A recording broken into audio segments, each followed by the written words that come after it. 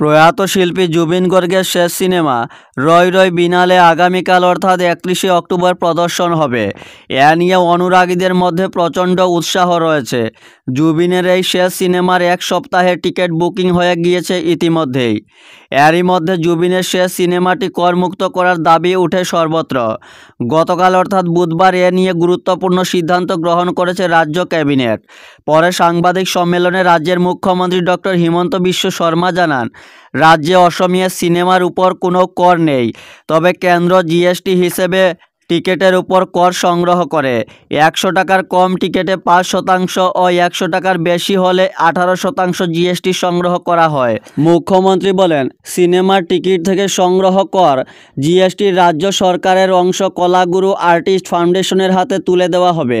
জুবিন গর্গের প্রতিষ্ঠিত এই কলাগুরু artist foundation অসুস্থ শিল্পী, বন্যার্তদের সাহায্য ও উচ্চশিক্ষা লাভের জন্য দরিদ্র ছাত্রদের সহায়তা করে।